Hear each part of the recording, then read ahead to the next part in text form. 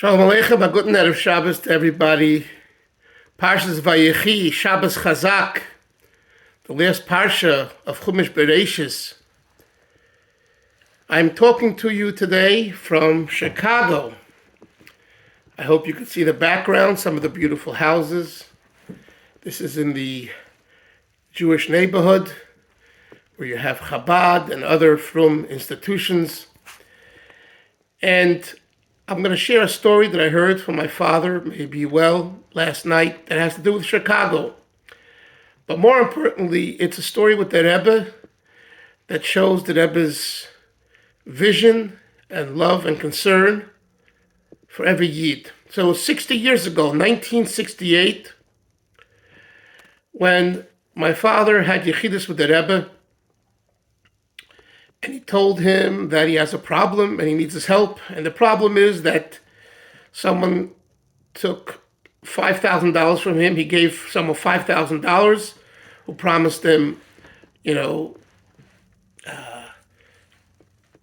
than $5,000 in return. And it's someone that he knew because he rented the basement in our home in East Flatbush. And he became friendly with the family. He gave my mother as a gift the Sound of Music record, the time we had records. And my father had loaned him money, $100 first, and then $200, and then $500, and so, and he would always return with a little more. And it was lucrative. He came from Chicago. My father knew that. And he was a horse bettor, a gambler, on the horses. And he needed money. He told my father openly, He also worked at the time at Waldbaum's, which was a supermarket with a branch in East Flatbush. And there was a Mr. Goldberg who he became friendly with, and who did the same type of deals with him. One day, my father comes to him to get the monthly check that he would give my father in return for the money that he loaned and the profit. And he wasn't there. He wasn't there a day, 2, 3, 4. Basically, he skipped town. My father talks to Goldberg if he did the same thing to him. He said, absolutely. He doesn't show up anymore at Waldbaum's. My father tells all this to the Rebbe. What should he do? The first thing the Rebbe says is, what's his mother's name? And his name was Tom Donovan, a real non-Jewish name. A non-Jew, a guy. The Rebbe says, you don't know his father's name, his mother's name, what's his father's name? My father happened to know his father's name, which he didn't tell me, he forgot. And then the Rebbe says, you should hire a private detective to pursue him. So my father says, Rebbe, it costs a lot of money, I don't have that money. So the Rebbe says, maybe you and this other person that he also robbed from should together find a private detective. And the Rebbe wished my father, gave him a bracha that things will work out and the money will be returned, etc.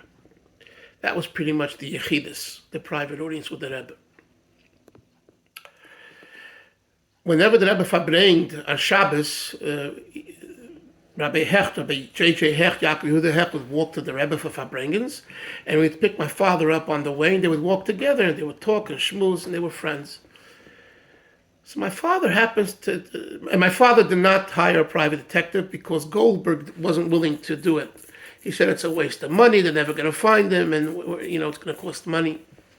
My father didn't have the money, so it just stayed that way. One of the times that he was walking with Rebbe Hecht to the Rebbe, he tells him about what happened. So Rebbe Hecht says, come see me tomorrow in my office. He comes Sunday to his office. Rebbe Hecht writes a little card, and he says, I want you to go to Mr. Golden's office and give him this card. Mr. Golden at the time was the DA. And my father comes there, and he sees someone standing outside the door with a gun. And he knew that he's going to some special person. Anyway, a few minutes later they say, come in, and they bring him into Mr. Golden's office. Mr. Goldman says, tell me what happened. And my father spoke still at the time a broken English, and he hears the story, and he has someone typing while my father's talking. And he says, repeat the story, but he tells him to repeat it after he corrected my father in certain words. And he says, fine. And he gives me the card, and it says from Rebbe Hecht writes, I want you to help this person, Mr. Dolphin, and it'll be good for you, it'll be good for him, and everything will be good. In other words, they had a relationship, and they worked together in various ways. So if Rebbe Hecht wrote the card, Mr. Golden, who was a very busy person, a very important person in New York as a DA, took him in. A few days later, a detective calls my father. He wants to meet with him, and he says, "Okay, we're going to put in Tom Donovan's name in computers or whatever there was at the time in 13 states. We'll be looking for him, and then we'll let you know." They let him know that the first time they went to his address that they had in Chicago, he wasn't there. The second time, he wasn't there. The third time, they found him, and they put him behind bars, and they said, "Oh, you'll have to wait for a trial."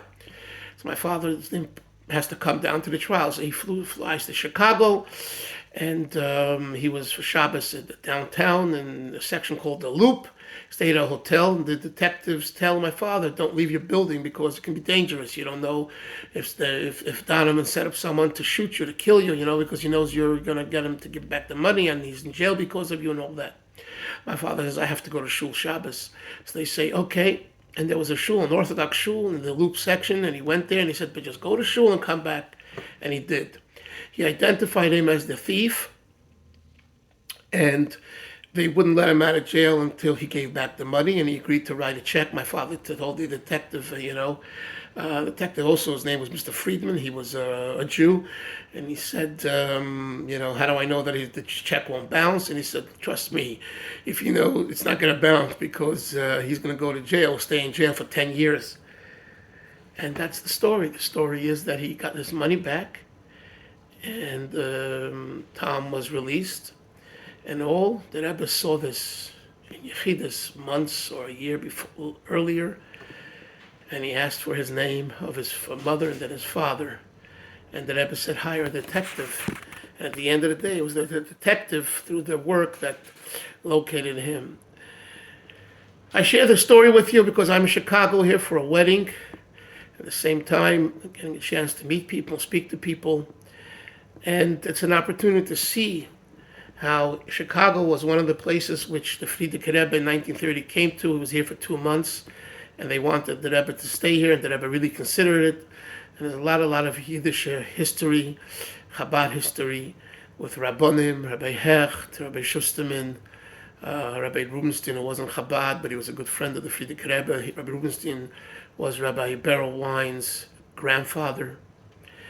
And we hope and pray that all the effort and work that the Lubavitcher, that the Frierdiker Rebbe, and the Rabbeim, and the Lubavitcher Rabbonim, and many others put into this wonderful town, that it's blossoming now with Torah and mitzvahs and hafotza and outreach and Chabad houses, and it's a beautiful, beautiful showcase for Chabad Lubavitch and also other institutions.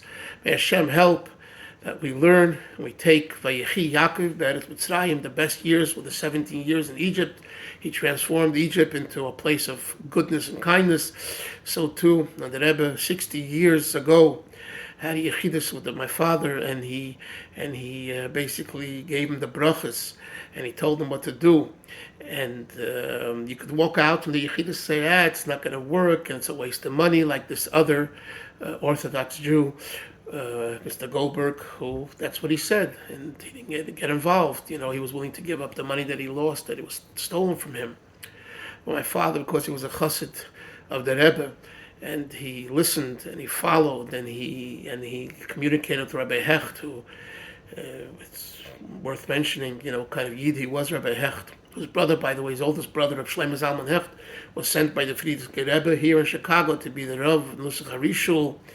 And he did many, many things, and much of Lubavitch today is because of him, because Rabbi Daniel Moskowitz, Olav Shalom, who became the head shliach was appointed with Rebbe Hecht's permission. Rebbe Hecht was the shliach of the Frierdiker Rebbe, and the Rebbe, told him Moskowitz, you need to have the blessings of Rebbe Hecht, which he did because Neil Moskowitz's father, Zol Zayin Gesund, Rebbe Chaim Moskowitz, he was very close to Rebbe Hecht. He was one of his balabatim. So the Hechts, Rebbe Shlomo Zalman Hecht, who was a son-in-law of Rebbe Yisrael Jacobson, who went with his wife. They went to Atfotsk I think in 1938 yet, for a year to live there and to learn and to be close to the Frierdiker Rebbe. So there's a lot of connection here to Chabad, Chicago. Maybe we should help. We should go b'simcha, chazak, chazak, v'nis chazek, strong, strong. We shall be strengthened all together with the coming of Mashiach, the Kar of Mamash. Amen.